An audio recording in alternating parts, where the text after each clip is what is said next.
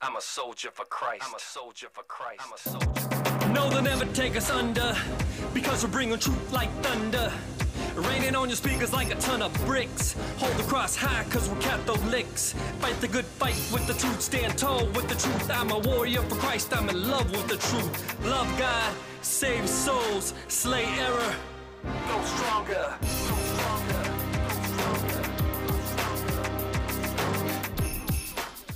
Holy Hour of Power, the Terry and Jesse Show, High Energy Catholic Radio. The month of February, which we just started, is devoted to the passion of our Lord and Savior, Jesus Christ. Amen. The Catholic Church is our mother, and every single month the Church has a different emphasis. So this month, consider doing a Stations of the Cross, you know? Or here's what I'm going to do personally. All month, the only mysteries of the Rosary I'm going to do is the sorrowful mystery all month. And that way I can focus on the passion of Christ. There's another beautiful tradition. It's called the seven Sorrows of Mary Rosary, or the Dolorosary. Maybe you could say, hey, in February, I'm going to do just the Dolorosary for the entire month. It's very interesting. Many exorcists actually teach this, that if you want to know your personal defects, your vices, or the vices, the generational spirits that are affecting your family, do a 9-day rosary novena to Our Lady of Sorrows, or the Dolorosary, and 9 days, and ask Our Lady, what defects and vices do I have, and do we have in our family, so that we can heal them with prayer and the sacraments. Terry? Yes, you know, the saints have told us meditating on the passion of Christ does more good for the soul than going around to visiting the Holy Land even and making a visit there. That's how powerful it is. Today's show, Jess, man, wait, put your seatbelt on. We're not only going to talk about President Trump's saying that he's not going to leave the Republican Party. I'm hoping that what he does is he starts another internet so that people like us won't get cut out. That's what I'm hoping he does. Also, we're going to be talking about a former OMB director to set up a pro-Trump think tank. That's interesting to keep it alive. But most importantly, we're going to be interviewing Dr. Alan Moy. Months and months ago, almost a year ago, when this COVID-19 took place, we had him on, and he was ahead of the curve back then, and I think he's going to be ahead of the curve right now from the, well, I call it St. John Paul II Medical Institute on the COVID-19 vaccines and the pandemic. That's going to be interesting. But before we do any of that, what do? We go through soul food, the gospel, Jess, for the day. That's what we do. And Jess, I can't believe it, but almost every day you read something about demonic activity, and I never hear, well, very rarely, but I heard it today from Father Steve talking about exorcisms in the Bible. He talked about that. So I would like to ask you. Oh, there's the good doctor. I just see him here. Dr. Alan Moy. I see you on our screen. Welcome, my friend. Great to have him. Jess, go ahead and read your gospel to us for soul food. I'm going to do this first reading because it's... Oh, you're going to do Hebrews. Yeah, it's very practical for the people right now. It is. They're fighting depression, anxiety. That's true. I think this is one for everybody right now. We need to hear this. Okay, let's do it. Speak, Lord, your servants are listening. Hebrews chapter 11, 32 to 40. It says, brothers and sisters, what more shall I say? I have not time to tell of Gideon, Barak, Samson, Jephthah, of David and Samuel and the prophets, who by faith conquered kingdoms, did what was righteous, obtained the promises. They closed the mouths of lions, put out raging fires, escaped the devouring sword. Out of weakness they were made powerful, became strong in battle, and turned back foreign invaders. Women received back their dead through resurrection. Some were tortured and would not accept deliverance in order to obtain a better resurrection. Others endured mockery, scourging, even chains and imprisonment. They were stoned, sawed in two, put to death at a sword's point. They went about in skins of sheep or goats, needy, afflicted, tormented. The world was not worthy of them. They wandered about in deserts and on mountains, in caves and in the crevices of the earth. Yet all these, though approved because of their faith, did not receive what had been promised. God had foreseen something better for us, so that without us they should not be made perfect. The word of the Lord. Thanks be to God. All this tells me, today's first reading reminds me of what Venerable Sheen said, without Good Friday, there is no Easter Sunday. Amen. Life on planet Earth is, as King David says, the valley of the shadow of death. Or what we pray in the Hail, Holy Queen. Hail, Holy Queen, Mother of Mercy, our life, our sweetness, our hope. It says, to thee do we cry, poor banished children of Eve. To thee do we send up our sighs, mourning and weeping in this valley of tears. Job chapter 7, verse 1 in the Dewey Ream says, life on earth is warfare. Once you understand that, it's easy to understand the saints and the way they were able to enter into the passion of Christ and offer up their sufferings, and their sufferings continue to do a great good, Terry, to the body of Christ today. Absolutely. Let's bring the smartest guy into the room, Bishop Sheen. Full Sheen ahead. This is a message for mothers right now. Moms who are listening, every mother, when she picks up the young life that has been born to her, looks up to heaven to thank God for the gift which made the world young again. I think of that because I just had a birthday for my grandson yesterday, and I had about 25 little kids at my house. And I said to our family and friends, here's the future of the church. All these little kids running around. And I think that's so beautiful because the world says just the opposite. Be selfish. Stop having children. We can't afford it. It's going to hurt the ozone layer. Come on, stop it. Well, Bishop Sheen says something else. Jess, let's continue. Yeah, Terry, I also want to thank Archbishop Samuel Aquila, who made a very powerful statement. Denver. Yesterday he said this, quote, let us pray for the conversion of our country. Yep. And for the conversion, especially of Catholics, who take a so-called pro-choice position. We must pray for their conversion, for the awakening of their consciences, God love 'em. that they may no longer be dead or erroneous, but come to the truth of Jesus Christ. Archbishop Samuel Aquila, that was directed at the current White House administration, Joe Biden and company. Wow. Jesse, I just have to say, I talked about last week about this vaccine issue, that it's a $69 billion industry. It's more than double than the beer industry. And I'm shocked by it because, we have a saying, follow the money. And so we have an expert with us here, Dr. Alan Moy from the John Paul II Medical Institute. I want to welcome you to our show, Doctor. Thank you. Thank you for coming. Good to be here. Thank you for associating with us. You're in trouble now. You'll get that later, Doctor. Yes, let's move on with what we got going here. Go ahead, Doctor. This is the question that's going to frame the entire discussion. Yeah. Can you explain in simple terms to us laywomen, how people develop immunity to infections? Yeah. Good question. Sure. So, to develop natural immunity to an infection, there are two stages. The initial stage is called humoral immunity, where we develop antibodies to that infection, typically like a viral infection. That is where we produce antibodies for several weeks to a few months, and those antibodies can wane over time. The second phase is what's called cell-mediated or T-cell immunity. That's where your specific cell called T cells are turned on. And then you develop this more long-lasting immunity. So, for example, this allows when you are re-exposed to that same virus, you have memory where your body remembers that infection and can combat it. So, as an example, we probably had chickenpox when we were kids, yep. And we got the chickenpox and we had kids. And when your kids got chickenpox, you didn't get chickenpox because you had this T-cell immunity that prevented you from getting infected. A very good answer. Simple. Number 2 question.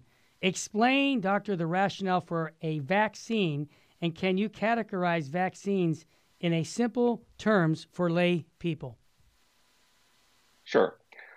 So a vaccine is intended to try to mitigate against the severity or of an infection.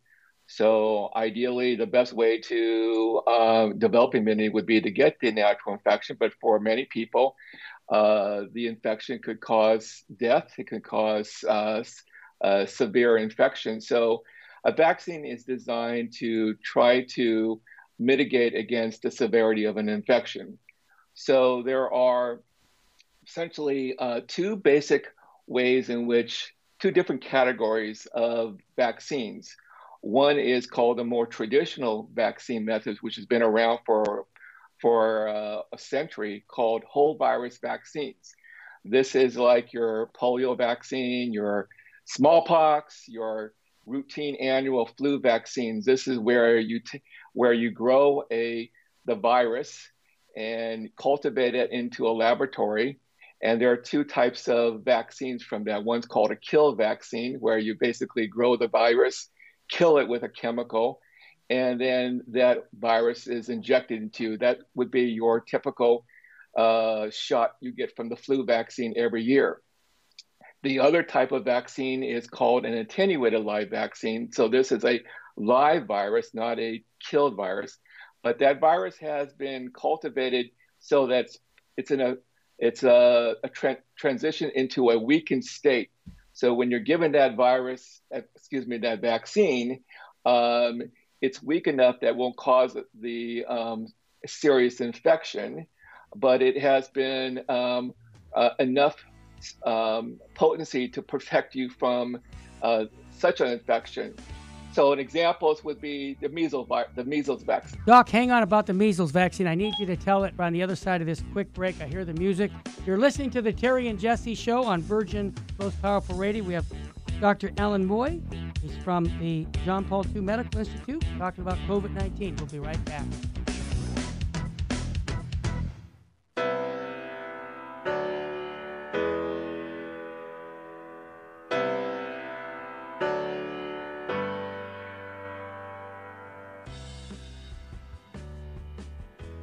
A great man once said that evil is powerless if the good are unafraid.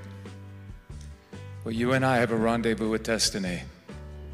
We'll preserve for our children this, the last best hope of man on earth, or we'll sentence them to take the last step into 1,000 years of darkness. We're at war with the most dangerous enemy that has ever faced mankind in his long climb from the swamp to the stars. And it's been said, if we lose this war, and in so doing lose this great way of freedom of ours, history will report with the greatest astonishment that those that had the most to lose did the least to prevent it from happening. Well, I think it's high time now that we ask ourselves if we still even know the freedoms that were intended for us by our founding fathers. Every generation of Americans needs to know that freedom exists, not to do what you like, but having the right to do what you ought. You weren't made to fit in, my brothers and sisters. You are born to stand out.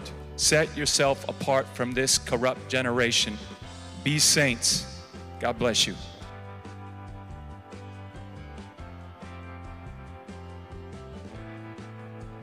In Luke 7, Jesus said, "I tell you, her many sins have been forgiven her, because she has been shown great love." According to St. John of the Cross, Christians should always remember that the value of their good works is not based on number and excellence. Their value is based on the love for God that prompts them to do the works. May we always be motivated by true love for God and not worry so much about what we do, but why we do it.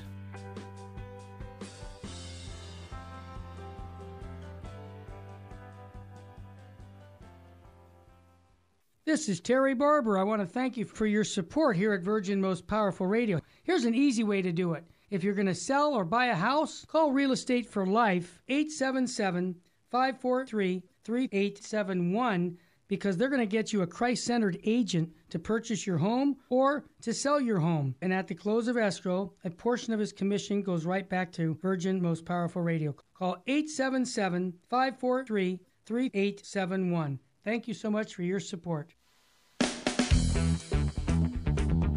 Welcome back to the Terry and Jesse Show. To join the conversation, call 888-526-2151. Now, here's Terry and Jesse. We're back to Terry and Jesse Show. We're here with Dr. Alan Moy. And Doctor, I know that this is your field of expertise, vaccinations. I just want to ask you a question.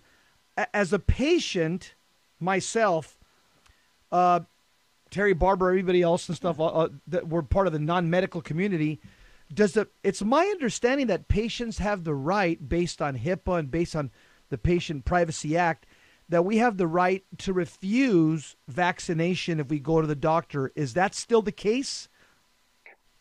That's the case. Yes. Yeah. I just want to make sure. Well, go ahead, Jesse. Ask the next question. Sir, so yeah, I just had to get that. No, that was good to know. Yeah, I needed to know that because, I went to my doctor. I told him, no, I'm not going to take it. He didn't ask any questions. He goes, okay, no problem. And so, I was looking at the wall. It said there's a sheet of paper that says Patients Privacy Act. Then I read it. And so I said, okay, no, thank you, doctor. I'm fine. So what are the pros and cons of whole virus vaccines and subunit vaccines? Sure. Let me just briefly mention what a subunit vaccine is. A subunit vaccine is something that has been developed more in the last couple of decades.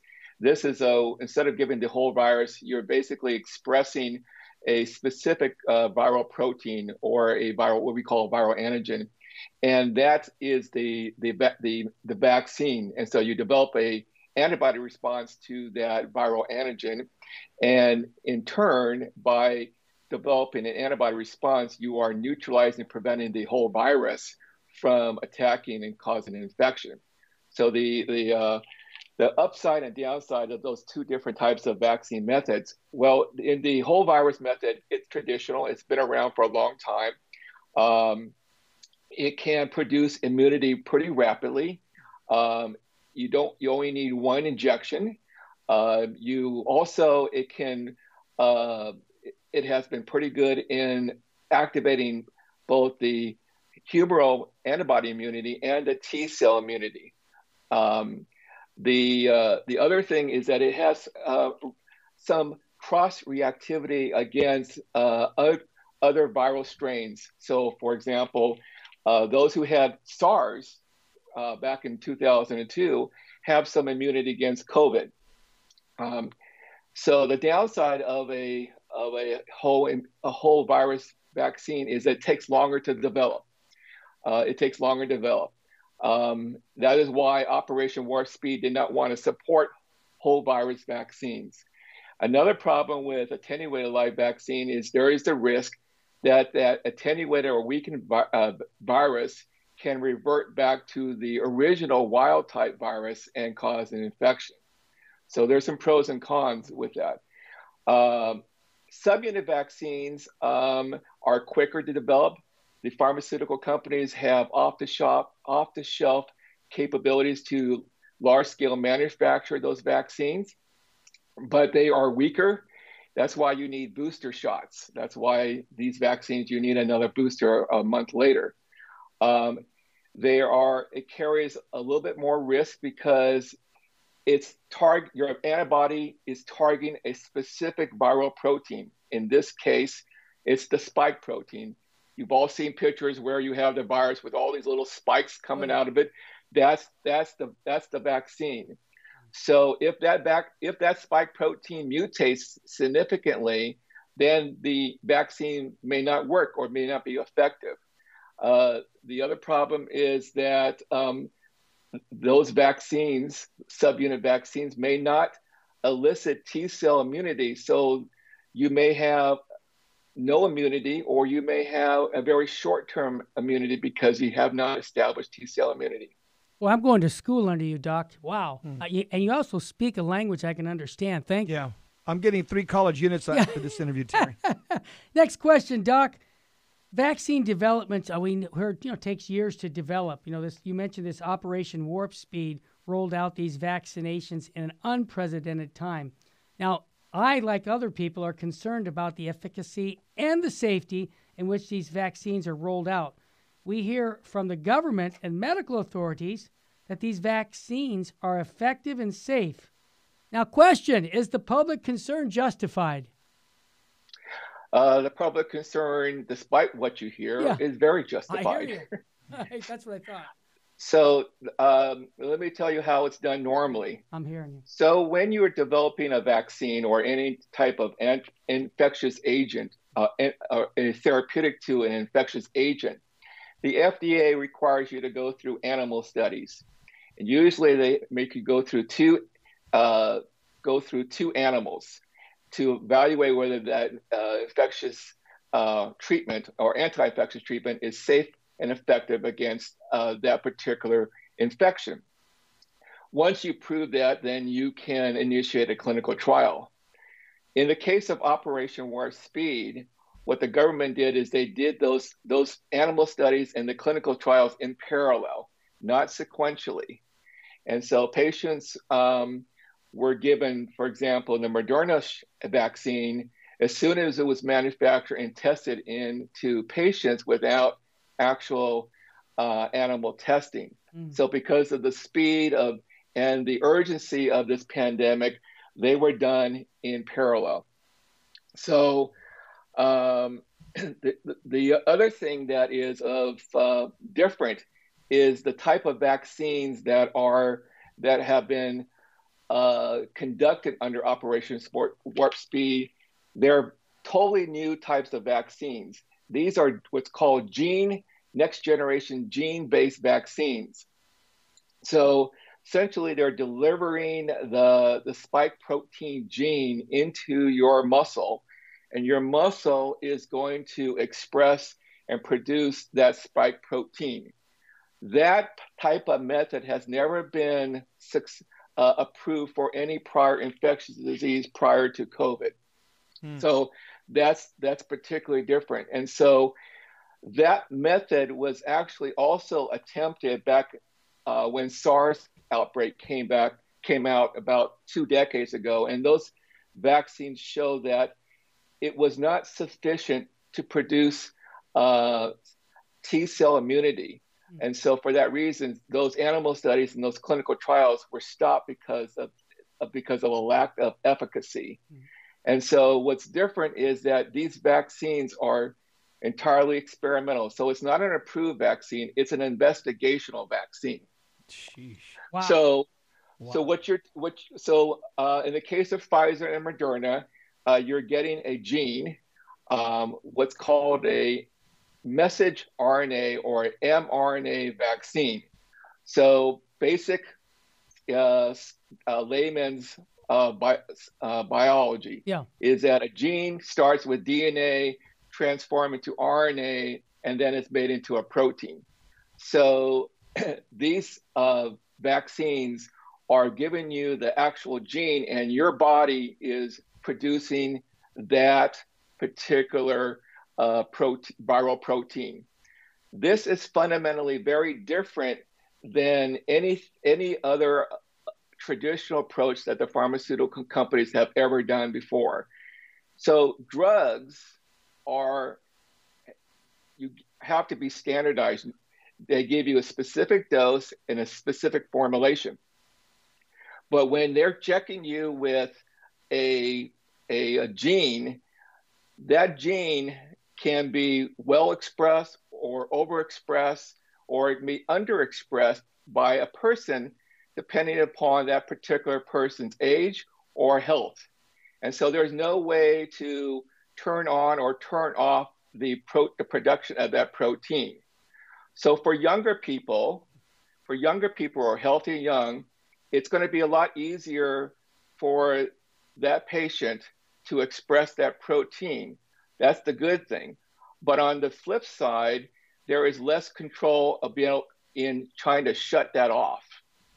Okay, so in a younger person, healthy person, there is the risk that there could be adverse effects, health effects, because you have not been able to shut that gene from being expressed. Now, in the flip side, if you have elderly patients, the older you are, the sicker you are, it's going to be more difficult to express that particular gene's protein product. But on the good side, because of that, it will be easier to shut that protein down. So there will be probably a lesser adverse effect because it's easier to shut off. So lack of standardization is a major problem with these types of treatments. Wow, that's all I can say. Jess? Doctor, does your John Paul II Institute, do you guys have any effect on the conversation with, the CDC, the World Health Organization, kind of the movers and shakers behind this? Obviously, you come from a Catholic worldview, and so do you guys have a voice at the table with those people that are in charge of all this? So that's an interesting question.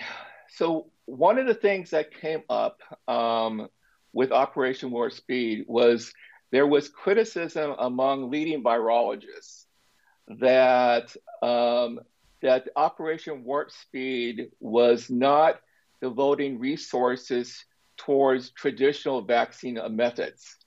And the reason was that, as I said earlier, traditional vaccine methods like attenuated live vaccines, which is the gold standard, they felt would take too long to develop because they wanted to rush and get this vaccine out, obviously for political reasons, right?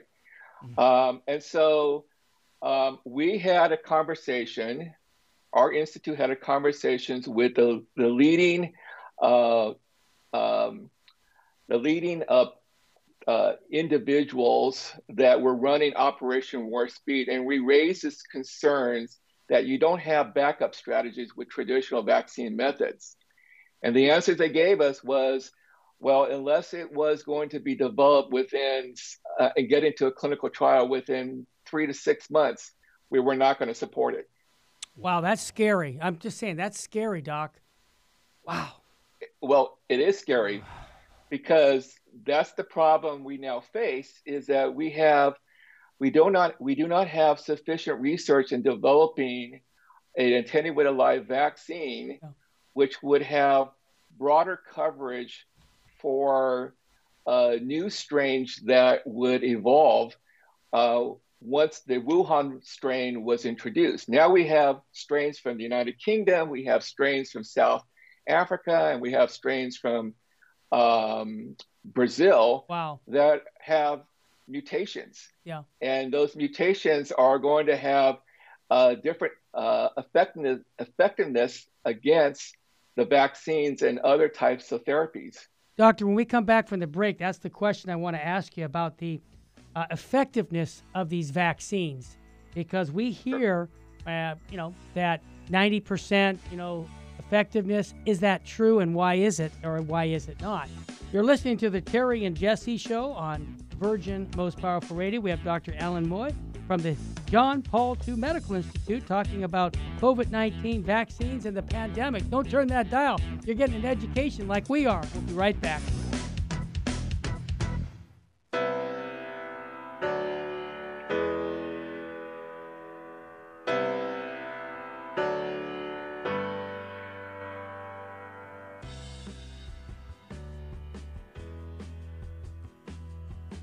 We got Ernesto from Long Beach. I just wanted to comment, and I just wanted to thank you guys. And I kind of wanted to encourage people that are listening, maybe that are not donating, because honestly, I got to be honest, I used to think you guys were a little too over the top. Yeah. That's right. If God gave us a lot, and I have the blessing of listening to all this, I just want to call all the people. I've got 5 kids, and I don't make a lot of money, and I'm still donating to you guys. God bless you, brother. You're amazing. We have to do this. We have to do the extra. And it's not even the extra. People see it like it's extra. Kneeling for communion, saying your rosary, saying the Divine Mercy Chaplet. It is not extra. It's what the church tells us to do. Amen. You're a good man, brother. 30 years old, 29 years old, 5 kids, and I thank you guys. But everybody else, man, get on fire. Fight for the truth, man. I know what I'm telling you guys. There's I so love much it. out there.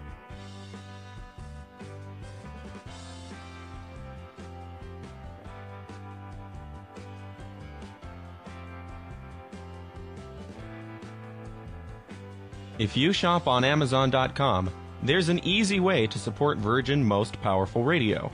Just visit smile.amazon.com and type in Catholic Resource Center under the desired charity. Now, when you log into your Amazon account and purchase products, A portion of it will automatically go to support Virgin Most Powerful Radio at no cost to you. Thanks in advance for supporting CRC and VMPR, and may God richly bless you and your family.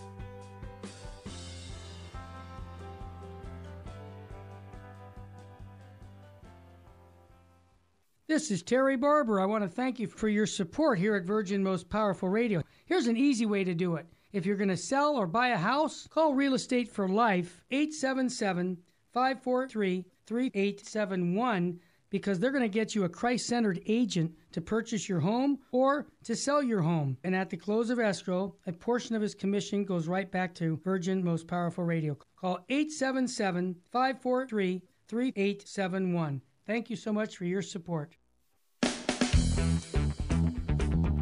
Welcome back to the Terry and Jesse Show. To join the conversation, call 888-526-2151. Now, here's Terry and Jesse.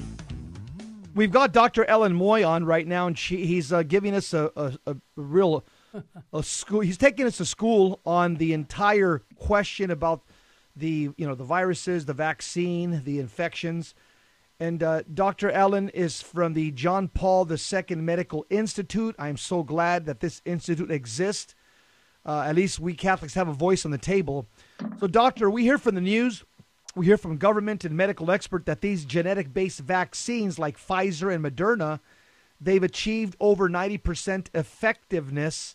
That seems extraordinary. How true is that? Well, it's true, depending upon how you want to define success. Okay. So let me start out by giving you an analogy. Let's say that I have two cars. I have a brand new car and I have a 15-year-old car that has 150,000 miles and it breaks down every other month. And I want to prove to you the second car is good. So I say, as a benchmark of success, I'm going to show that I'm going to define success that my car can drive down to the corner drugstore. So yes, it probably can. But if I move the goalpost and said, can that second car drive across the country without breaking down? Well, that would probably be a different story. So what the pharmaceutical companies do is they go to the FDA and they say, you have to tell us, FDA, how you're going to define success. And so what they do is they create a vaccine group and a placebo group. And they give the vaccine and they say within 2 months, we're going to see how many patients get COVID. And so within that 2-month window after they've been vaccinated, there was over a 90% reduction in the number of new cases of COVID. Well, one would expect that would occur because these vaccines are going to produce antibodies within that time window. And so you would expect within that specific time window, it would work. The problem is that the antibody levels will, if you're between the ages of 55 to 70, by 3 months, they will decline by 50%. And if you're over the age of 70, they're going to decline by 70%. So we don't know how long that immune protection will last. Will they be protected by 4 months after you've been vaccinated? 6 months? We don't know. But based on the clinical data, it is very possible that if you're over 70 and you have some chronic diseases, which a lot of patients over the age of 70 will have, that they may not be any more protected by that time than if they were not vaccinated at all. And so what you have here is a condition in which the medical justification for vaccine mandates doesn't make good medical science sense. And it will give a false sense of security that people are protected. That's the underlying problem. Thank you for saying that, Doc, because I suspected all of that from what I'm reading as a layman, so it's nice to hear it right from the doctor's mouth. Doc, here's another question. We hear from the news, the government, medical experts on the news, that these genetic-based vaccines are safe. Yet we hear anecdotal reports about individuals dying after taking the vaccines and serious complications arise. How safe are they, and are there any uniquely safety issues that the public should be aware of with COVID-19 vaccines? And I bring this up, Doc, because I just was with my relative who's a fireman in LA City, and he took both shots, and the second shot put him down for several days. He was so sick. And so my question to you is, are these really safe? So I think the safety is not well defined. There you go. Not well defined. So I think the CDC, the FDA, the medical elitists will say they're safe because they have acceptable risks.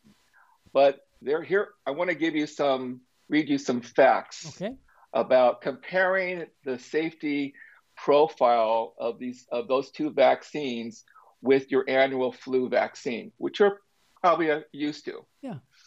So there are two different types of categories of adverse reactions with vaccines. One is your local reaction. You might get a little arm pain. You may get a little redness, swelling. Well, the influenza vaccine incidence is very comparable to Pfizer and Moderna. No problem there.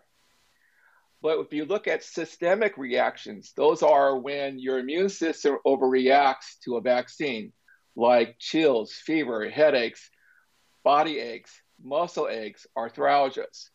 So let me read you. For influenza, the incidence of fatigue is less than 22%. For Pfizer, it's between 34 to 59, Moderna, 60 to 65%.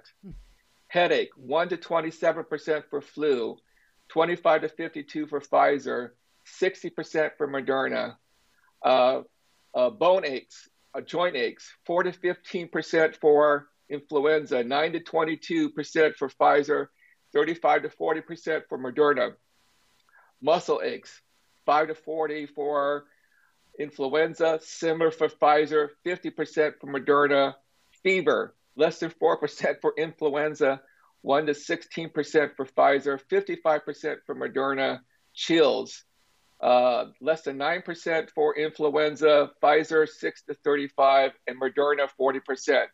So for these systemic reactions, there is roughly between 50 to 400% increase in systemic reactions compared to the flu vaccine. So that's one level. There is also another potentially very serious reaction, one of which is when you look at some of the vaccine data from the SARS outbreak.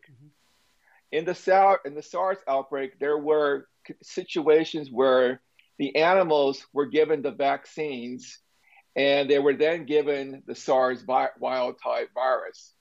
In some of those animal models, the vaccinated animals actually had worse lung and liver injury than the unvaccinated animals. And when they looked at the type of the explanation why, there was a specific type of immune response, inflammatory response. Well, that particular inflammatory response in those animals is the same immune response that occurs in some patients with allergic rhinitis and asthma. Okay, now as a pulmonologist who takes care of lung patients, who takes care of patients with asthma, I have patients who already have heightened levels of that type of immunity. And so I cannot tell from the data that's been published whether those patients are going to be increased risk for developing a more severe case of COVID than if they were not vaccinated at all. And so the problem is that in these animal studies under Operation Warp Speed, there was not sufficient animal data in specific models like in asthma or in other specific disease states where I can confidently say that my patients will not have an adverse reaction. The other problem is that in these clinical trials, 80% of the patients were healthy, and only 20% of the patients actually had a chronic disease. So only 5% of the patients had, say, COPD. And I have a lot of patients with COPD who are over the age of 50, and I cannot tell because the sample sizes are too small whether I can predict from these clinical trials how my patients are going to respond. Wow. Dr. Alan Moy, I want to get into a Catholic question here. I'm going to insert a moral question with your medical expertise and your Catholic faith as well. The COVID-19 vaccine has created a moral controversy amongst Catholics across the country. In fact, the 2005 Pontifical Council for Life stated that if an infectious disease was grave and if a morally illicit vaccine was not available, then it was morally permissible for a Catholic to accept a vaccine or medicine that was derived or used with a morally illicit cell derived from an abortion. We hear that aborted fetal cells, specifically one called the HEK 293 cell line, they were used in some fashion in the vaccine design or in the testing or in the manufacturing. So I have a two-part question for you. Number one, are there any Operation Warp Speed vaccines that did not use aborted fetal cells? And number two, are there any alternative vaccines or treatments to deal with COVID-19 that are free of any ethical controversy for people of faith? Doctor, before you answer that question, we got to take a quick break. This is what we call a cliffhanger because this is a really critical question to answer. And we're going to be following up with more regarding our Catholic faith and COVID-19 here on Virgin Most Powerful Radio. I want to remind people the Spiritual Warfare Conference that we did 2 weeks ago is still available for people who want to pick up those audio recordings. You just go to virginmostpowerfulradio.org, or you can call the guys here at 877-526-2151. We come back, Dr. Alan Moy from the John Paul II Medical Institute will continue to educate us on the risks factoring COVID-19, the vaccines, and the pandemic. This is an education. I want to encourage you to listen to it on the podcast over again. I sure will. We'll be right back with more of the Terry and Jesse Show.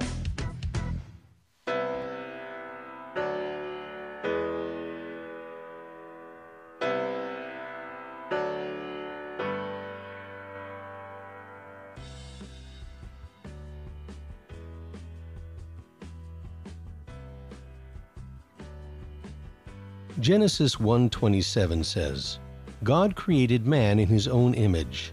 Male and female he created them. According to Pope St. John XXIII, it is not true that some human beings are by nature superior and others inferior. All human beings are equal in their natural dignity. May God help us to look upon everyone as a person created in his image and likeness, and treat everyone the same without favoritism or prejudice.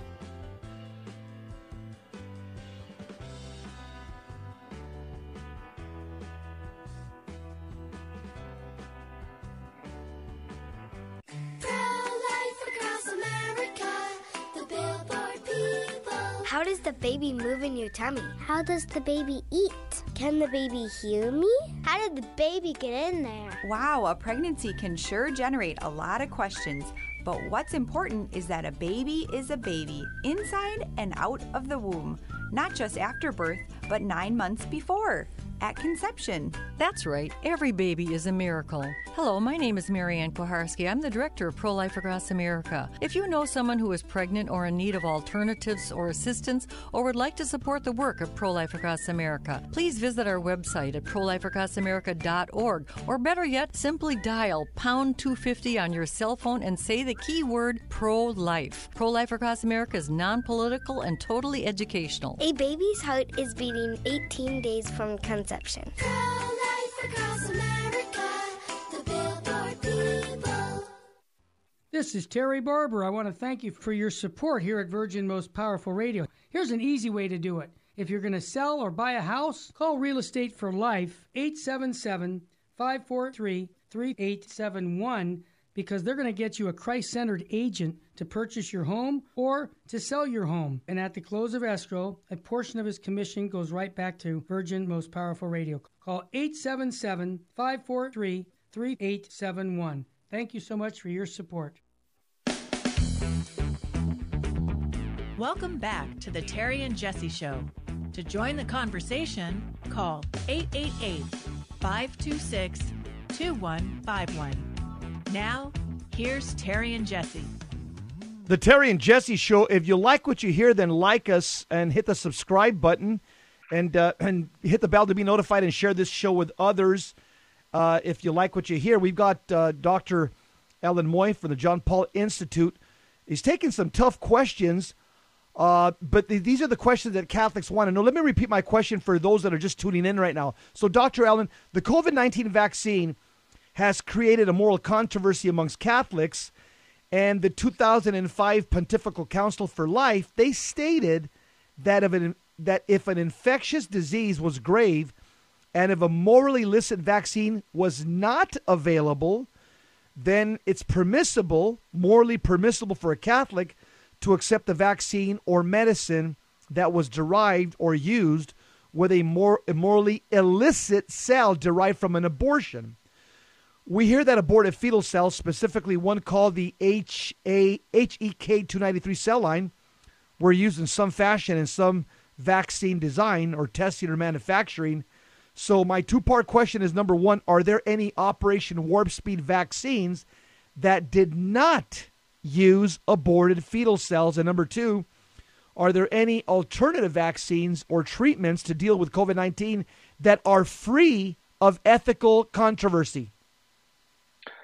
So, unfortunately, there were to my knowledge, eight Operation Warp Speed vaccines, and only one of them, which is through manufactured for Sanofi, which is still in clinical trial. We don't have enough information on whether they used the HEK293 in their testing phase, but all of the other and Merck actually got out of the vaccine race, but the remaining ones, all of them are using the HEK293 to some extent, some worse than others. So Johnson & Johnson and AstraZeneca are using an aborted fetal cell line like the 293 in the manufacturing, and the remaining are using the 293 in the testing phase.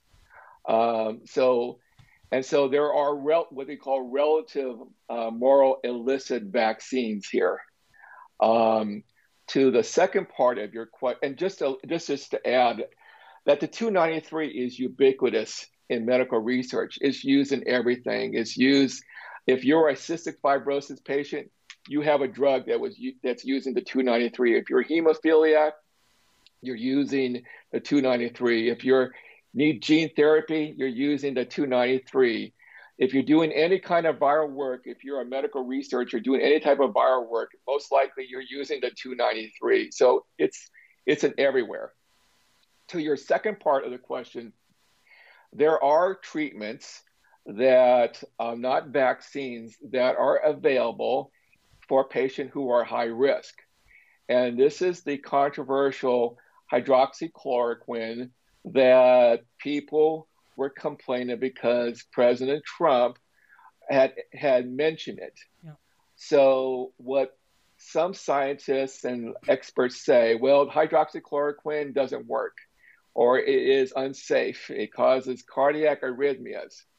Well, the truth of the matter is hydroxychloroquine is not going to be effective if you have a severe enough COVID infection and you're in the hospital.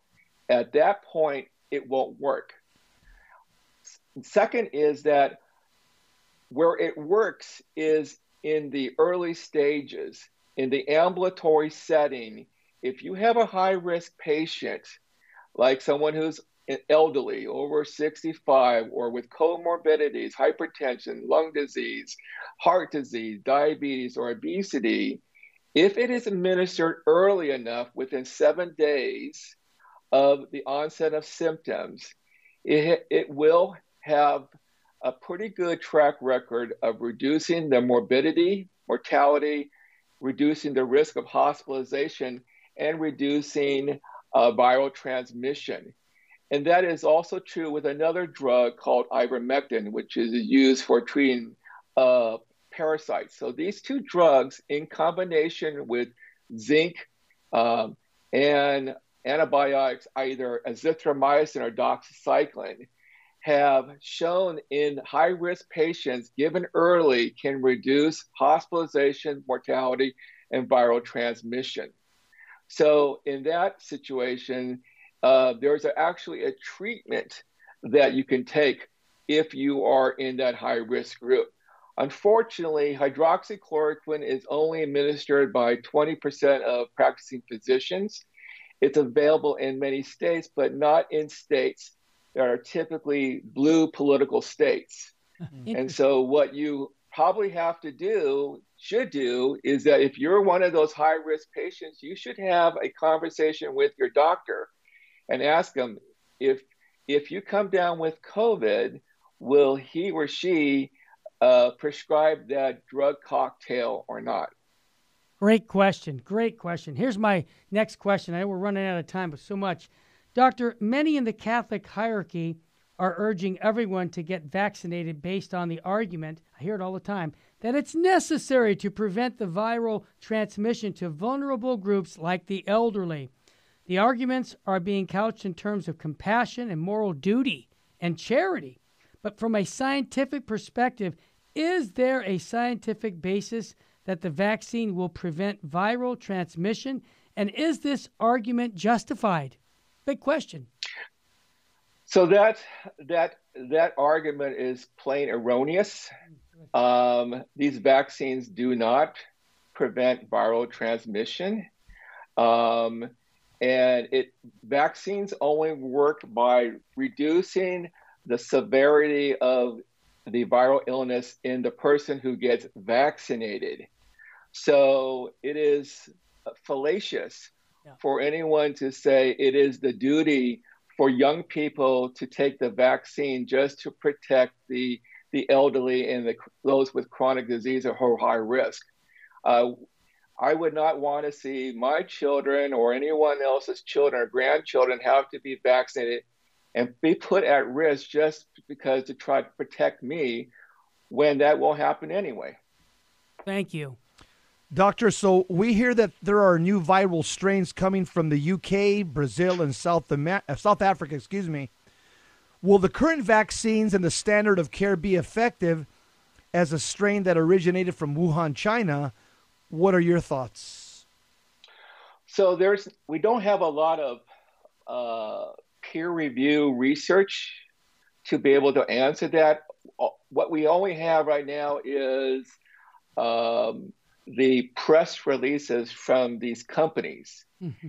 And what we're hearing right now is that the current Wuhan vaccine has some effectiveness against the UK strain, but it may not be as good or effective against the South African strain, and we don't have any information about Brazil.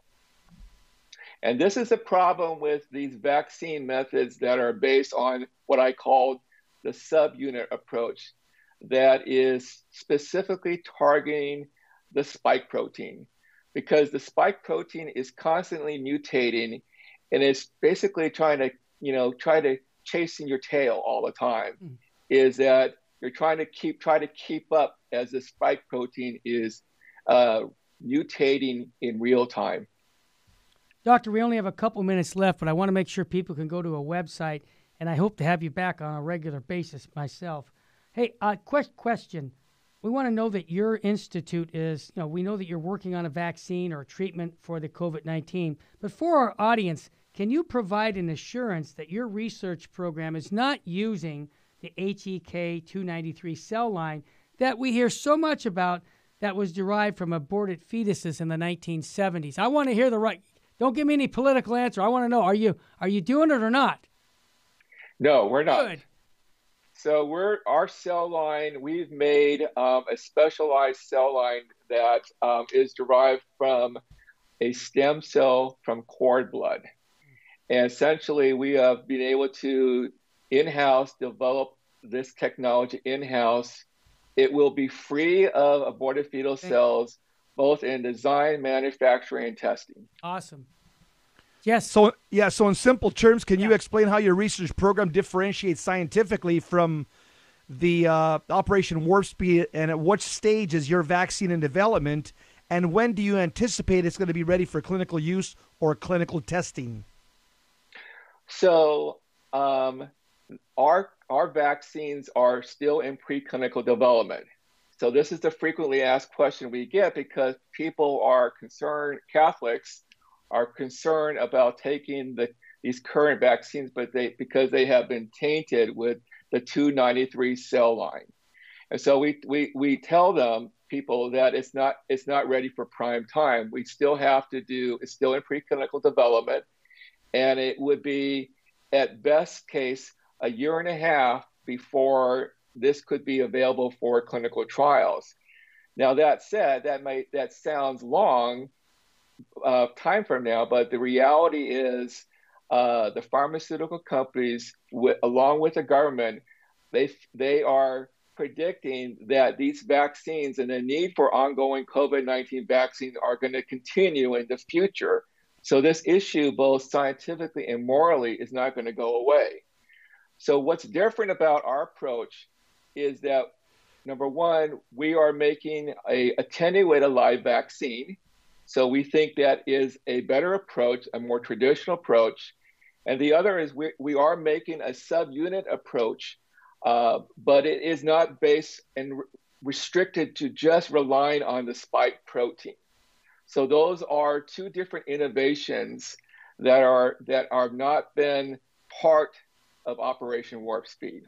Doc, I just want to say this because we got to end. We are glad to partner with you and the John Paul II Medical Institute to expose the truth about COVID-19. And Jess, are you with me, brother? We'd love to have him back, man. Absolutely. He's going to be very relevant. Yeah, just giving us updates. Yeah. Yep. Sure. I appreciate you letting me opportunity to speak. Are you kidding me? We're happy that you're willing to take it on the chin for Jesus. That's what I say, because this truth is what sets us free in all aspects of our life. Thanks again from the Dr. Alan Moy from the John Paul II Medical Institute. Listen to this, Doc. This is how we end every show. You'll remember. Jess, what state should we be living in, brother? Live in a state of grace. Don't live in a state of mortal sin. And remember, life is short, eternity's forever. Terry, take it away. God bless you. Dr. Alan Moy from the John Paul II Medical Institute will have you on again and again to keep us informed on this important topic. I want to ask everybody to continue to pray for the John Paul II Medical Institute, because they've got big work ahead of them, and they need your prayers as we need your prayers also. May God richly bless all of our listeners, and take this out, get this word out on social media. God love you.